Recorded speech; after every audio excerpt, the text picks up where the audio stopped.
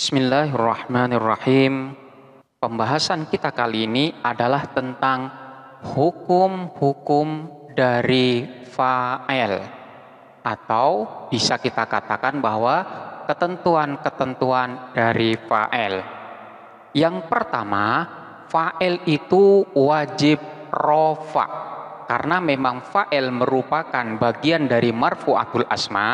Maka setiap kalimat isim yang berkedudukan sebagai fa'il, dia harus dibaca rofa, seperti lafaz nasoro amrun. Lafaz amrun di sini berkedudukan sebagai fa'il, maka dia pun harus wajib dibaca rofa. Tidak boleh kita membaca nasoro amrun atau nasoro amrin. Kenapa? Karena bacaan-bacaan tersebut menyalahi aturan atau hukum sebagai fa'il. Terkadang fa'il itu secara lafaz dia diijarkan menjadi mudhof ilaih dari masdar, seperti lafaz ikramul mar'i abahu fardhun. Kita perhatikan lafaz al-mar'i. Al-mar'i ini adalah fa'il daripada lafaz ikram. Akan tetapi secara lafaz al-mar'i ini kedudukannya sebagai mudhof ilaih dari masdar. Lafaz ikram adalah masdar dari lafaz akroma yukrimu ikroman. Akan tetapi meskipun demikian maknanya tetap sebagai fa'il. Ikramul mar'i, memuliakan seseorang, abahu kepada ayahnya, fardun ialah merupakan suatu keharusan. Ikramul mar'i, memuliakannya seseorang, jadi yang memuliakan adalah al-mar'i. Al-mar'i memuliakan kepada ayahnya.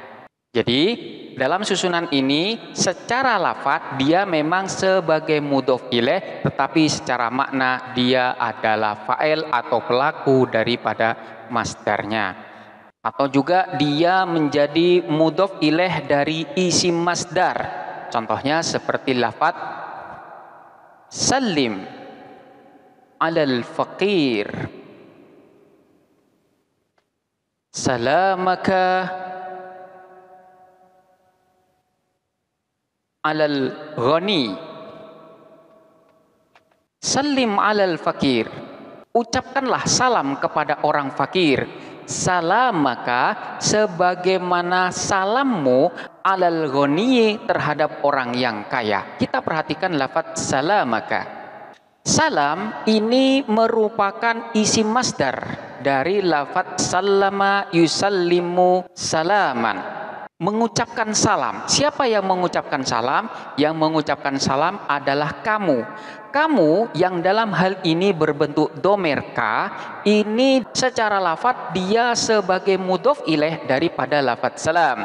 Sehingga secara lafaz i'rabnya adalah jar sebagai mudhof ilaih, walaupun toh secara kalimat dia dihukumin mabni karena berupa isim dhamir. Akan tetapi secara makna dia merupakan pelaku daripada lafaz salam. Jadi salim alal fakir, ucapkanlah salam kepada orang fakir. Salamaka, sebagaimana mengucapkan salamnya kamu, alal ghani, terhadap orang yang kaya. Selain secara lafaz dia itu dijerkan sebagai mudhof ilaih dari masdar ataupun isim masdar, terkadang fa'il itu secara lafaz dia dijerkan oleh huruf jar tambahan. Baik huruf jar itu berupa huruf jar bi atau huruf jar min. Contohnya yang berupa huruf jar bi seperti lafaz wa kafa billahi syahida. Kita perhatikan lafaz billahi. Wa kafa billahi syahida, cukuplah Allah yang menjadi saksi. Lafaz Allah ini diijarkan oleh huruf jar, sehingga di sini i'rabnya adalah jar dan tanda jarnya adalah dengan kasroh billahi. Akan tetapi secara makna lafaz Allah ini menjadi fa'il daripada lafaz kafa. Jadi takdirannya adalah wa kafallahu syahida. dan cukuplah Allah yang menjadi saksi. Ini contoh fa'il yang diijarkan oleh huruf jar tambahan yang berupa bi. Selanjutnya contoh fa'il yang diijarkan oleh huruf jar tambahan yang berupa min. Seperti lafaz ma ja'ana min ahadin. Kita perhatikan lafaz min ahadin. Ma ja'ana min ahadin. Tidak ada seorang pun yang datang kepada kami. Lafaz min ahadin ini secara lafaz memang dia diijarkan oleh huruf jar min, sehingga dia diijarkan dan tanda jarnya adalah dengan kasroh min ahadin. Tetapi secara makna lafaz ahad ini merupakan fa'il daripada lafaz ja'a. Takdiran daripada lafaz ma ja'ana min ahadin itu adalah ma ja'ana ahadun. Ma ja'a tidak ada yang datang na kepada kami ahadun seorang pun. Jadi lafaz ahad di sini sebagai fa'il daripada lafaz ja'a. Ini hukum yang pertama, yaitu bahwa fa'il hukumnya wajib rofa. Setiap kalimat isim yang berkedudukan sebagai fa'il maka dia wajib dibaca rofa. Akan tetapi terkadang secara lafaz fa'il itu diijarkan oleh huruf jar tambahan atau dia menjadi mudhof ilaih dari masdar atau isim masdar. Akan tetapi secara makna dia merupakan pelaku atau fa'il dari fi'ilnya.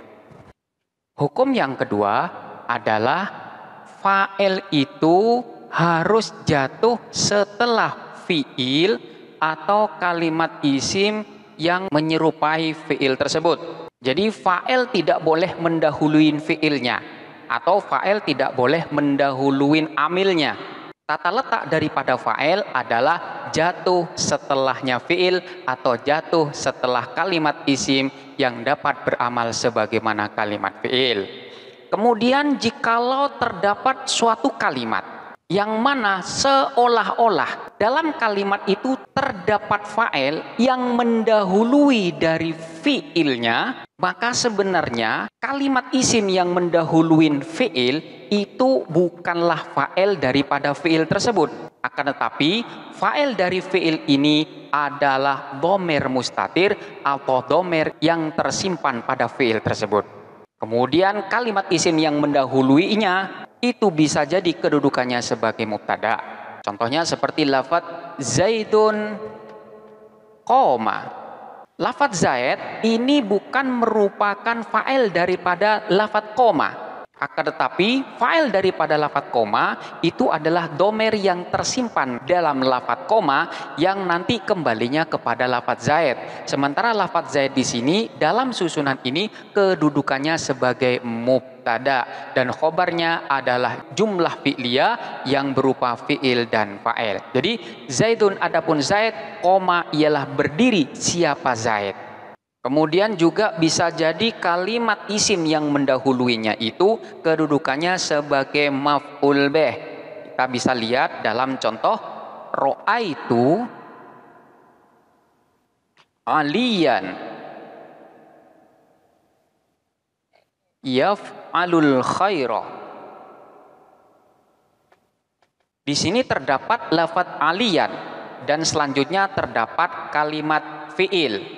Lafaz aliyan ini bukan merupakan fa'il daripada lafaz yaf'alu. Sementara lafaz yaf'alu sendiri memiliki fa'il tersendiri, yaitu dhamir yang tersimpan pada lafaz yaf'alu yang kembalinya kepada lafaz aliyan. Sementara lafaz aliyan ini kedudukannya sebagai maf'ul dari lafaz ra'aitu. Jadi ra'aitu aliyan, saya melihat kepada Ali, yaf'alul khaira, yang berbuat siapa Ali al khaira, kepada kebaikan. Jadi pada fi'il ini terdapat fa'il yang berupa isim dhamir yang mana fa'il itu kembali kepada Ali. Huwa ini kembalinya kepada Ali. Atau bisa jadi kalimat isim yang mendahului fi'ilnya itu berkedudukan sebagai fa'il dari fi'il yang dibuang. Sementara fi'il yang jatuh setelah kalimat isim tersebut memiliki fa'il tersendiri yang mana fa'ilnya berupa dhamir yang kembali kepada kalimat isim yang mendahuluinya. Kita ambil contoh seperti lafaz in.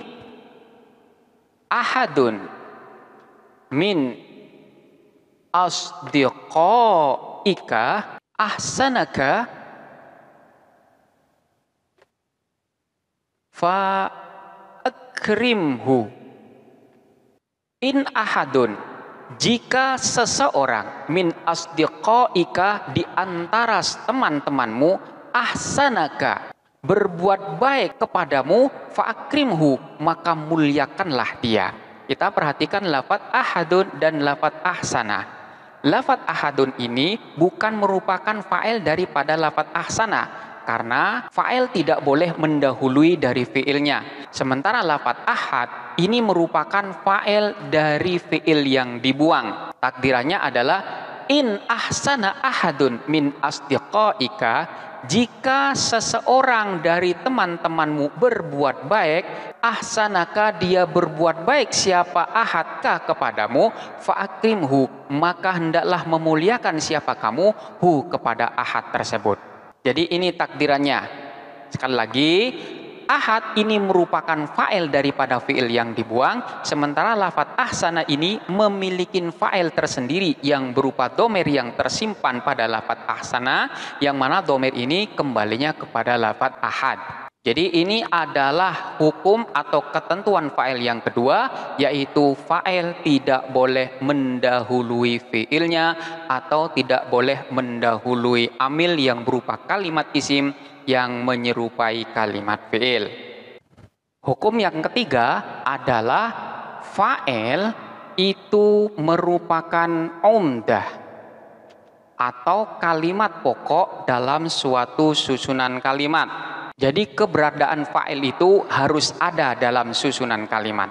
Jikalau fa'il tidak tampak, maka fa'il itu berupa dhamir mustatir. Contohnya seperti lafaz al-mujtahidu yanjah. Al-mujtahidu, adapun orang yang bersungguh-sungguh, yanjahu ialah sukses. Pada lafaz yanjahu ini berupa kalimat fi'il yang fa'ilnya tidak tampak.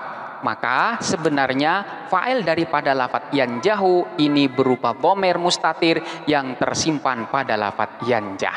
Ini adalah ketentuan yang ketiga. Ketentuan yang keempat adalah fi'il dari fa'il itu juga merupakan umdah atau kalimat pokok dalam susunan jumlah fi'liyah. Artinya keberadaan fi'il itu harus ada. Manakala dalam satu susunan yang tampak hanya fa'ilnya sementara fi'ilnya tidak ada, maka sesungguhnya fi'il tersebut ada akan tetapi tidak disebutkan. Biasanya hal tersebut terjadi manakala sebelumnya terdapat petunjuk. Contohnya seperti ketika ada orang yang bertanya, man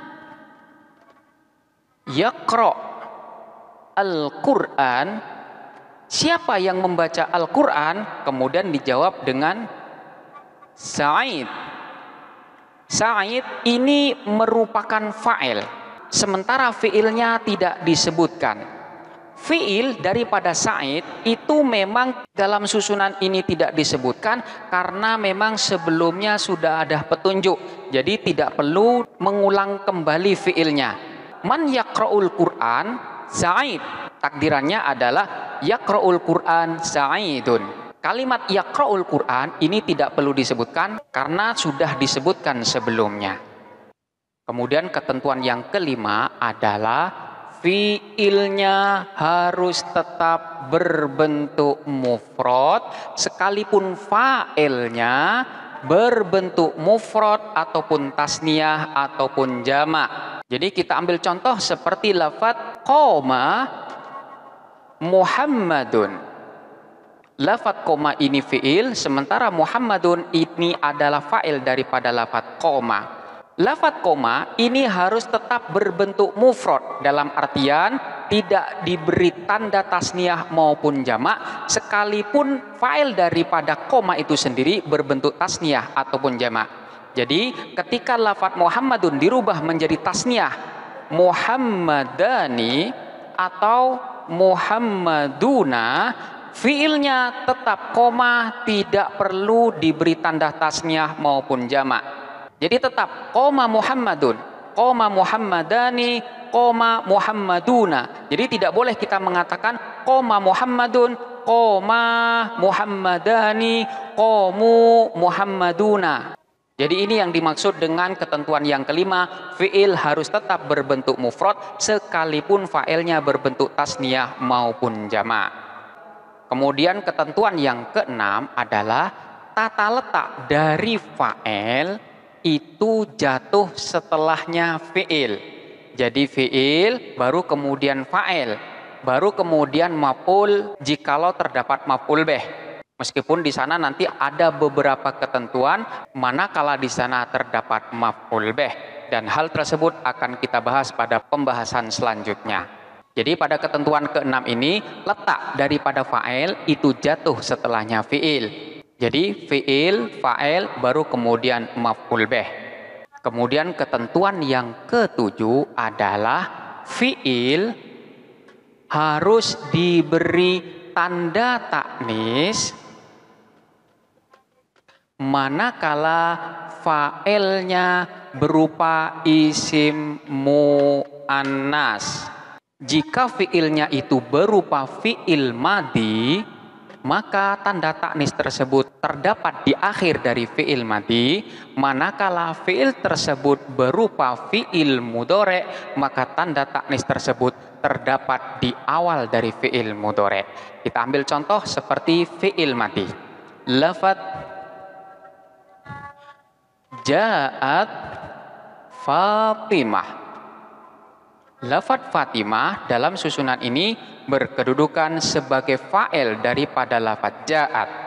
Karena memang fa'ilnya berupa isim mu'annas, yaitu kalimat isim yang mengandung makna perempuan, maka fi'ilnya harus diberi tanda taknis. Dalam hal ini berupa tak taknis karena fi'ilnya berupa fi'il madhi.